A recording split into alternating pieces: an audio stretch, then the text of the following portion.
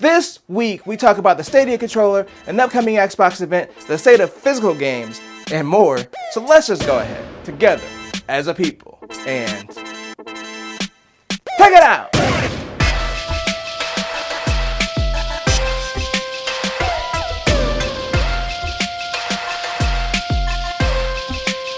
And welcome to another sensational Sunday. I'm Mike, and of course I'm back to talk about the gaming news. I mean, what do you think? The news would just be shut down, like Google shut down Stadia? But speaking of that, we know that Stadia is coming to an end on January 18th, but a lot of people have been wondering about the controller. So Google did refunds for Stadia hardware, but let users keep the hardware. Obviously, the Chromecast it's just a Chromecast, so you can still get use out of it. But what about the controller? I mean, it could be used as a wired controller, but Google will now be releasing a tool to enable Bluetooth on the controller. And this will hopefully keep a bunch of the Stadia controllers from being discarded, as you'll now be able to use it as a PC wireless controller. Along with the controller update, Google also released one more game on Stadia called Worm Game as a thank you to its users. I mean, Stadia's business model seemed like a bad idea to begin with. Even though the tech was good, I don't think people are ready to pay full price for a cloud-only version of a game. I think everyone can see from a mile away that this wasn't going to be successful, even at launch. But I will give Google credit for handling the shutdown as best as they could for the users. But you know what's been affecting Steam Deck users? Availability. So Valve put out a tweet basically saying to only buy Steam Decks from official retailers, which is Steam directly here in the US, as well as Canada, EU, and the UK, and Komodo in Japan, Korea, Taiwan, and Hong Kong.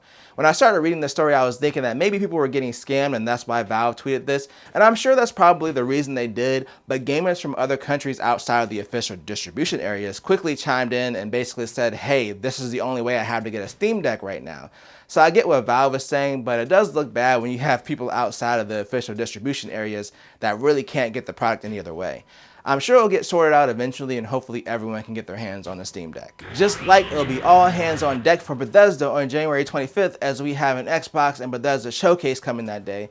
Now we have confirmation that 4 games will be there so far. So there's Elder Scrolls Online, Minecraft, Forza, and Redfall.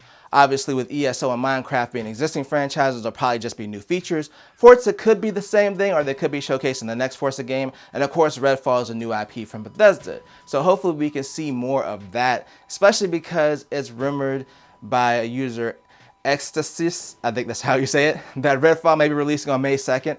This person has spread accurate information in the past, so it's possible that it may be coming soon. And let's be honest here, Xbox really needs some exclusives to remind people why they bought the system in the first place.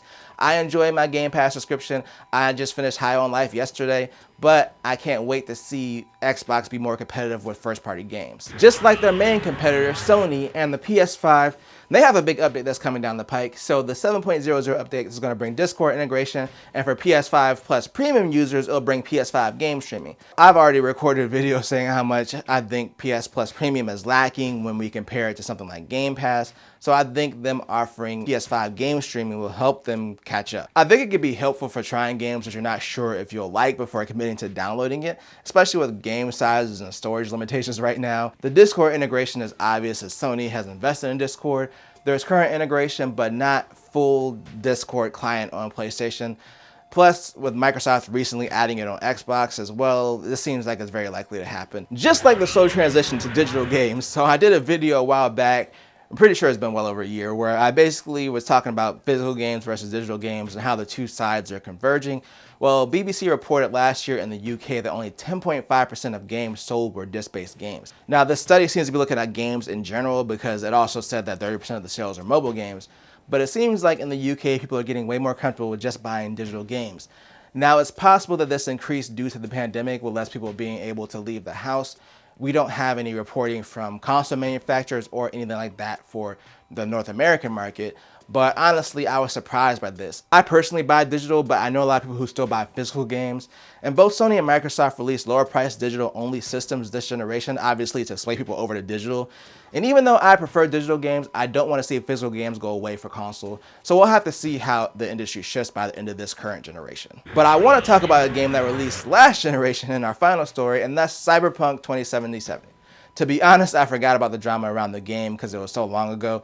But CD Projekt Red was being sued by investors due to the state of the game at launch. If you remember, the game launched in pretty rough shape. It was almost unplayable. It was definitely one of the worst launches in recent history.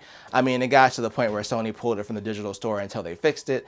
But the lawsuit is finally over. They've settled with the investors and agreed to pay $1.85 million. It does seem, based on what I read, that they were withholding how bad the game was at launch. So it makes sense that they would have to pay investors who thought that this game would be a big hit, but was ultimately held back due to its issues. But I'm not holding back on getting out of here. So let me know what you think down below in the comments. Do you have any old Stadia hardware that you plan on reusing? Are you excited about the upcoming Xbox event or the Sony 7.00 update? Are you surprised by the news from the UK about physical game sales? And have you checked out Cyberpunk again since they fixed it? Again, let me know down below, and if you enjoyed this video, then make sure to tell a friend, tell a coworker, like, share, subscribe, and hit that bell notification to be notified when I drop a video or a live stream. And always do at least 2 things at the same time.